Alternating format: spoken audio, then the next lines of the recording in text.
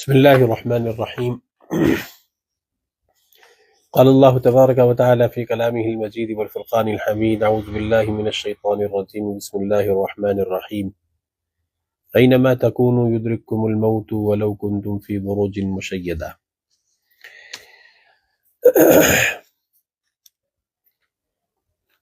تمام تعریفیں اس اللہ وحدہ لا شریک لہ کے لیے خاص ہیں، جس اللہ نے ہم سب کو انسان بنایا، ایمان والا بنایا، اور نبی کریم صلی اللہ علیہ وسلم کی امت میں پیدا فرمایا، اور قرآن کریم جیسے عظیم کتاب کے ذریعے سے اللہ نے ہماری رہبری اور رہنمائی فرمائی۔ تمام تعریفیں اسی ایک اللہ کے لیے خاص ہیں۔ وہ کسی شاعر نے کہا اللہ کے بارے میں کہ تو دل میں تو آتا ہے سمجھ میں نہیں آتا، تو دل میں تو آتا ہے سمجھ میں نہیں آتا، میں جان گیا بس تیری پہچان یہی ہے۔ آج کا یہ لائیو سیشن خاص ایک جو ہے واقعے کو لے کر کے ہے۔ آپ میں سے اکثر و بیشتر حضرات نے یہ خبر سن لی ہوگی کہ ہمارے ملک ہندوستان کے تلنگانہ ریاست کے حیدرآباد کے معتمرین کی ایک بڑی تعداد جو عمرے کے مبارک سفر پر تھی، اور وہ مکہ مکرمہ سے عمرہ ادا کرنے کے بعد نبی کریم صلی اللہ علیہ وسلم کے شہر مدینہ منورہ کی طرف رواں تھے، اور رات کے قریب 1:30 بجے کے قریب بس حادثے کا شکار ہوتی ہیں، اور وہ تمام کے تمام اب تک کی اطلاعات کے مطابق وہ تمام کے تمام جتنے بھی اس میں زائرین تھے، معتمرین تھے، وہ ایک مبارک سفر پر اس سفر کے دوران اللہ کو پیارے ہو گئے، حادثے کا شکار ہو کر کے۔ تو دل نے کہا کہ اس سے پہلے بھی کئی بار ایسا ہو چکا ہے کہ موقع کی مناسبت سے کوئی واقعہ ہوا، اس کے پس منظر میں نے چند باتیں آپ سے کی ہیں۔ اس وقت پھر ذہن نے اس بات کو کہا کہ کیوں نہ اس موقع پر بھی ایک پیغام اپنے آپ کو سامنے رکھ کر کے آپ کو بھی دیا جائے، اپنے آپ سے بھی مخاطب ہوا جائے کہ اس واقعے میں کتنا بڑا سبق اور پیغام ہے ہم سب کے لیے، اگر ہم سیکھنا چاہیں تو، اگر ہم لینا چاہیں تو، اور اگر نہ لینا چاہیں تو پھر سینکڑوں واقعات روز مرہ کی بنیاد پہ دنیا ساری میں ہوتے ہیں، ہمارے اڑوس پڑوس میں بھی ہوتے ہیں، ہم آگے پیچھے بھی دیکھتے ہیں، بہت سارے واقعات، اس طرح کے حادثات، اچانک ہونے والے ایکسیڈنٹ، بہت سارے مصائب اور بلائیں دیکھتے رہتے ہیں، سنتے رہتے ہیں۔ وہ ہم پر منحصر ہے کہ ہم اس سے سبق لیتے ہیں یا پھر یوں سمجھ کر کے اس کو رفع دفع کر لیتے ہیں، انسنی کر دیتے ہیں، دیکھی ہوئی کو اندیکھی کر دیتے ہیں کہ ٹھیک ہے واقعہ ہو گیا، ختم بات، ہمارے ساتھ تھوڑی ایسا ہونا ہے، یہ تو ہم پر منحصر ہے۔ لیکن اگر ہم عقل مند ہیں تو اس ہونے والے واقعے سے ایک دو باتیں ہمیں سمجھنی پڑیں گی، یا اس طرح کے اور واقعات جہاں بھی رونما ہوتے ہیں، اس طرح کے واقعات سے جو سبق لینے کی چیز ہے۔ پہلی بات تو یہ ہے کہ ان جیسے واقعات سے ہمیں اللہ کی ذات پہ یقین مضبوط ہونا چاہیے۔ اب سوال دل میں پیدا ہوگا ایسا کیسا، ایسا کیوں؟ وہ اس لیے کہ ہمارا ایمان کیا ہے، ہم نے اپنے اللہ کو دیکھا تو نہیں ہے نا، لیکن ہمارا ایمان ہے، اور ہمارا ایمان ہی ایمان ہے، اور اس کے علاوہ ایمان معتبر ہی نہیں ہے، اور ایمان بالغیب ہی اصل چیز ہے۔ ہم نے اللہ کو دیکھا نہیں ہے لیکن ہمارا یقین ہے، ایمان ہے کہ اللہ ہے۔ وہ اپنی ذات کے اعتبار سے بھی تنہا ہے، صفات کے اعتبار سے بھی تنہا ہے۔ جب کچھ نہیں تھا تب بھی وہ تھا، جب کچھ بھی نہیں ہوگا تب بھی وہی رہے گا، جس کو قرآن نے کہا کل من علیہا فان ویبقى وجہ ربک ذو الجلال والاکرام۔ صرف ایک ذات جو بڑی عظمتوں والی ہے وہی باقی رہے گی، سب کچھ فنا ہو جائے گا۔ تو یہ بس والا واقعہ، یہ حادثہ جو ہوا ہے، اب اس میں آپ دیکھا بھی ہوگا، سنا بھی ہوگا، ایک طرف اتنی بڑی تعداد معتمرین کی حادثے کا شکار ہو کر دنیا سے رخصت ہوتی ہے، دوسری طرف آپ دیکھیے ایک ہی خاندان کے 17 افراد، جس میں بچے بھی ہیں جس میں عورتیں بھی ہیں، ایک ہی خاندان کے 17 افراد ایک ہی لمحے میں دنیا سے رخصت ہوئے ہیں۔ ہمارا کوئی عزیز اور اقارب میں سے کوئی دنیا سے جاتا ہے، کسی کا بھائی، کسی کی بہن، کسی کی ماں، کسی کا باپ، تو کئی دن تک سوگ رہتا ہے، اور شریعت کے مطابق 3 دن کا سوگ جائز بھی ہے، اور یادیں آتی ہے تو انسان روتا بھی ہے۔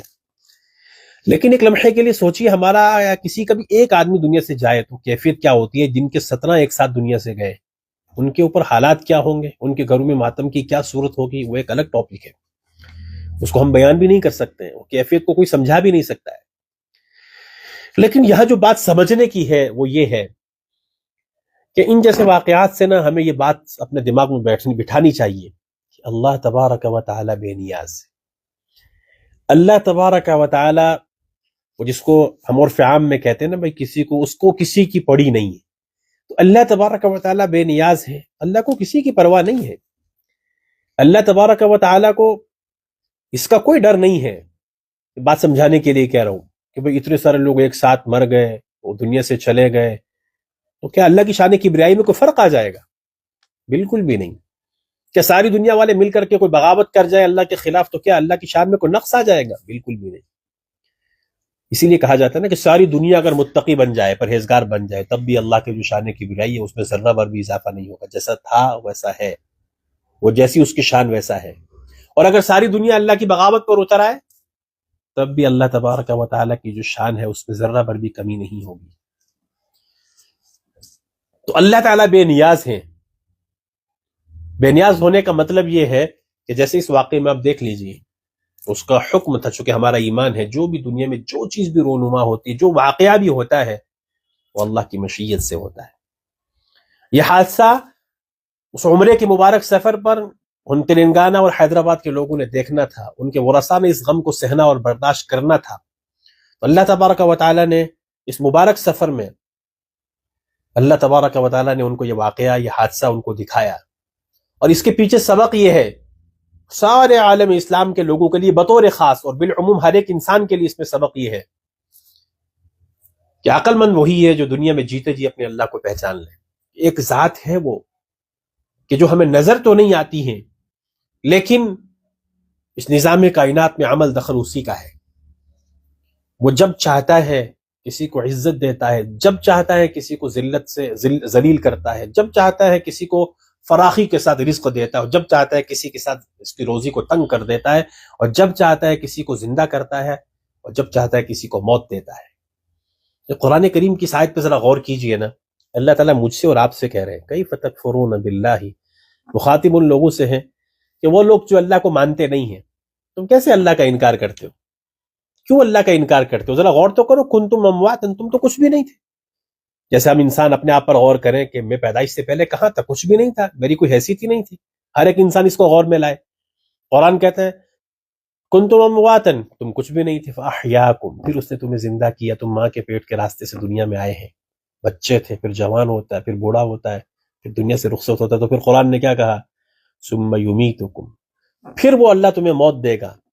اس کی کب کہاں آئے گی وہ الگ ٹاپک ہے. اور پھر قرآن نے کہا ثم یحییکم، پھر وہ اللہ تمہیں زندہ کرے گا میدان حشر میں. اور ثم الیہ ترجعون، پھر تم تمام کے تمام اللہ کے سامنے لوٹا دیے جاؤ گے. اب اس واقعے میں جو اصل پیغام ہے وہ یہی ہے کہ انسان سوچتا کچھ ہے، وہ کتنی امنگیں اور تمنائیں لے کر کے وہاں سے نکلے ہوں گے. جب یہاں انڈیا سے وہ گئے ہوں گے، کتنی خواہشات کے ساتھ گئے ہوں گے کہ عمرے کا مبارک سفر کریں گے، اللہ کے گھر کو دیکھیں گے، بیت اللہ کا طواف کریں گے، مقام ابراہیم پر کھڑے ہو کر دعائیں مانگیں گے، ملتزم پر چمٹ کر کے اللہ کو خوب رو رو کر کے اللہ کو منوائیں گے.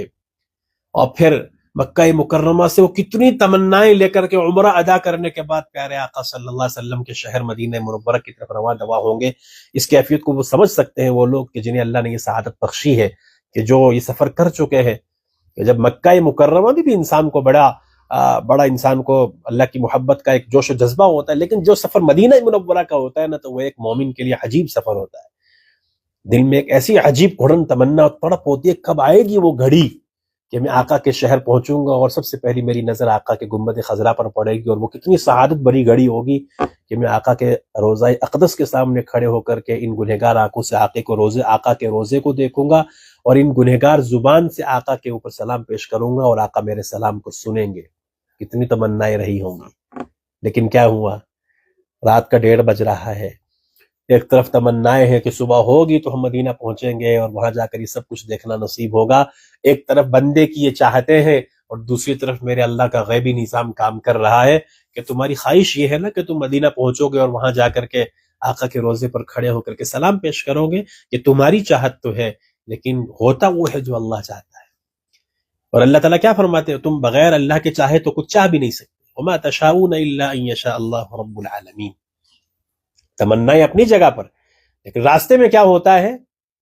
اتنا بڑا حادثہ ہو جاتا ہے اور سننے میں آیا کہ ایک ڈرائیور کے علاوہ کوئی نہیں بچا ہے، سارے کے سارے. یہاں پر بھی کتنا بڑا سبق ہے، اگر ڈرائیور بچا ہے، سارے مر رہے ہیں، ایک ڈرائیور بچ رہا ہے، تو اس کے پیچھے بھی پیغام یہ ہے کہ اگر وہ اللہ بچانے پر آئے تو موت کے سارے اسباب، چاروں طرف موت کے اسباب ہوں، وہ اللہ موت کے تمام اسباب کو جمع کرنے کے بعد بھی اگر کسی کو بچانا چاہے تو اس کا حکم ہے. اور اگر اللہ تعالیٰ کی طرف سے کسی کی موت آئی ہے اور کوئی بھی موت کا سبب باقی نہیں ہے، موجود نہیں ہے، تو کسی کو موت نہیں آ سکتی. موت کا فلسفہ بھی بڑا عجیب ہے. قرآن نے کیا کہا؟ اینما تکونوا، تم جہاں کہیں بھی رہو، یدرککم الموت، موت تمہیں آ کر کے رہے گی، تمہیں پکڑ کے رہے گی. وَلَوْ كُنْتُمْ فِي بُرُوجٍ مُشَيَّدَةٍ، تم جتنے مرضی مضبوط قلعوں کے اندر محصور ہو کر کے رہ جاؤ، کہیں پر بھی چھپ جاؤ جہاں ہوا تک کا گزرنا ہو، لیکن موت تمہیں آ کر کے رہے گی. قُلْ إِنَّ الْمَوْتَ الَّذِي تَفِرُّونَ، اے نبی آپ کہہ دیجئے ان لوگوں سے، وہ موت کے جس سے تم بھاگتے ہو نا، تفرون منہ، جس سے تم بھاگتے ہو، فإنه ملاقیکم، وہ تو موت تو تمہیں آ کر کے رہے گی. ثم تردون إلى عالم الغیب والشہادہ، پھر وہ ذات، تم لوٹائے جاؤ گے اس ذات کی طرف، عالم الغیب والشہادہ، کہ جو غیب اور مخفی ہر بات کو، کھلی ظاہر کی مخفی ہر بات کو جاننے والا ہے. فَيُنَبِّئُكُم بِمَا كُنتُمْ تَعْمَلُونَ، پھر وہ تمہیں بتائے گا تم دنیا میں کیا کر کے آئے ہو. ایک طرف آرزویں ہیں، ایک طرف تمنائیں ہیں، ایک طرف پلاننگ اور منصوبے ہیں، ایک طرف لمبی لمبی امیدیں ہیں، اور دوسری طرف اللہ کا غیبی نظام کام کر رہا ہے کہ تم تمناؤں میں لگے رہو، اور پیچھے اسرائیل ملک الموت آ رہے ہیں تمہیں پکڑنے کے لیے، تمہیں پتہ بھی نہیں چلے گا. اس لیے قرآن نے کہا وما تدری نفس بأي ارض تموت، کسی آدمی کو نہیں پتا، کوئی جانتا ہی نہیں ہے کہ کس کی موت روبے زمین پر کہاں آئے گی، کس کی موت کس جگہ پر آئے گی.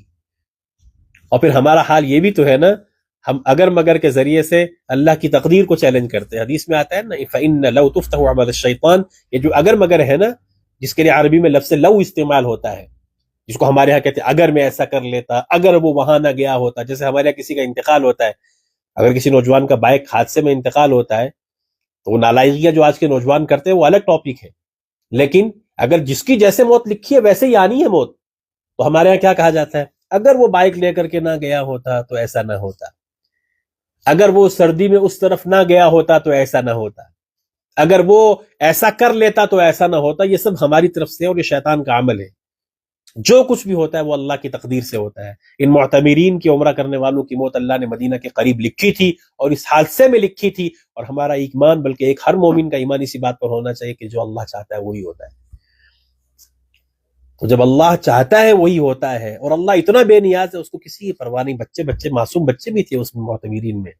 اب کوئی یہ کہے دل میں کسی کے دماغ میں یہ بات آ جائے کہ اللہ کو ترس نہیں آتا، وہ اللہ ہے، وہ فعال لما یرید ہے. اسی لیے تو وہ احکم الحاکمین اور رب العالمین ہے. وہ جب چاہے جو چاہے جیسا چاہے کر سکتا ہے. کون ہے اس کو پوچھنے والا؟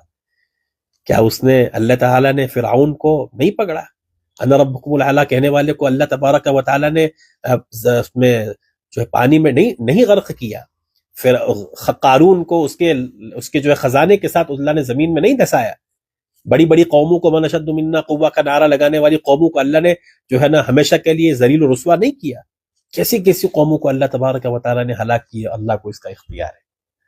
اسی لیے ایمان والوں کے لیے عافیت اسی میں ہے کہ مومن کی شان بھی یہی ہے کہ بس وہ اپنے آپ کو اللہ کے آگے سرنڈر کر دے، اللہ کے آگے اپنے آپ کو حوالے کر دے. تیرے اللہ میں تیرے آگے بے بس نالائق تیرا بندہ ہوں، ہوگا وہی تو جو چاہے گا. مجھے جیتے جی ایسا بنا دے کہ میں تجھے پسند آ جاؤں.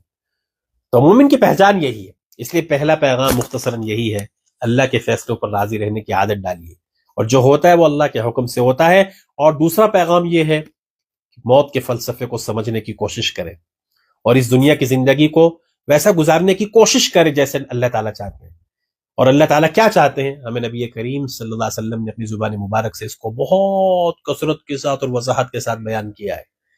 چونکہ یہ لائیو بہت لمبا نہیں کرنا ہے مجھے، اس لیے بس اب میں بات ختم کر رہا ہوں، سمیٹ رہا ہوں.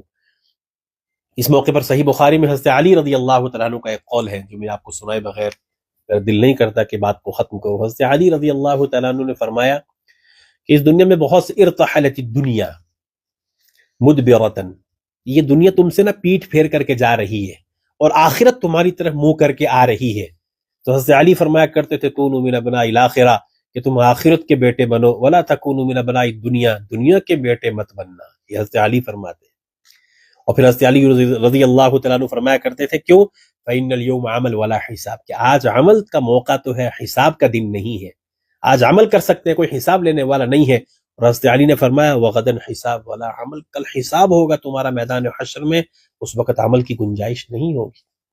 اس لیے منمانی کی زندگی، عیاشی کی زندگی، اور یہ سمجھ کر کہ ابھی تو بہت لمبی زندگی میری باقی ہے، ابھی تو مجھے بہت جینا ہے. 17 لوگ ایک ہی گھر کے، ایک ہی خاندان کے 17 لوگ، بچے بھی ہے. کبھی سوچا ہوگا کہ ایک ساتھ سب ہم دنیا سے چلے جائیں گے؟ سوچے نہ سوچے، لیکن جو اللہ کا نظام ہے ہونا تو وہی ہے. اس لیے اس دنیا کی حقیقت کو سمجھنے کی کوشش کرے. اور آقا نے جو فرمایا نا کہ عقل مند وہ شخص ہے جو مرنے سے پہلے موت کی تیاری کرے، یہ آقا کریم صلی اللہ علیہ وسلم کا فرمان ہے.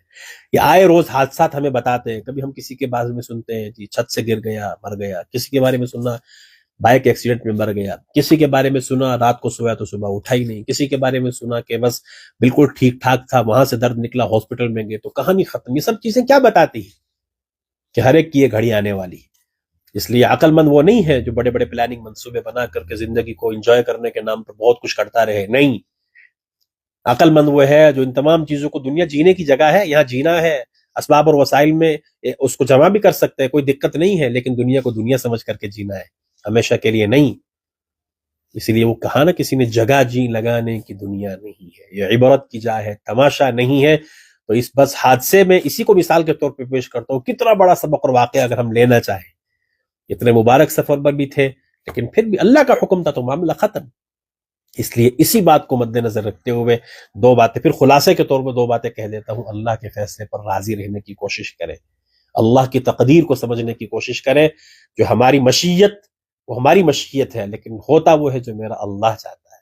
اور ہم میں سے جس کی موت کہاں کب کس حال میں آئے گی ہم ڈیسائیڈ نہیں کریں گے، ہے نا. لیکن اتنی بات ضرور یاد رکھیں.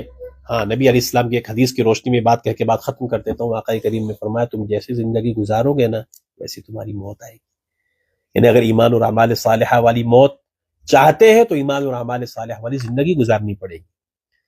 تو اس پر جب مریں گے نا، جیسے تم مرو گے ویسا تمہارے ساتھ معاملہ کیا جائے گا.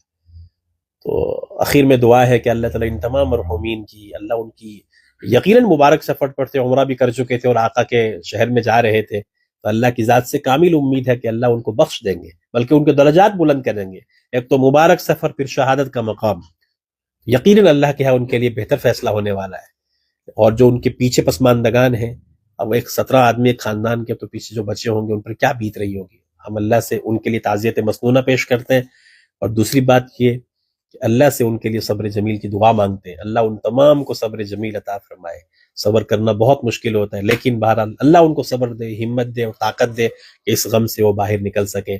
ان تمام کے ساتھ تعزیت مسنونہ اور ان کے حق میں اس بات کی دعا کہ اللہ ان کو صبر دے.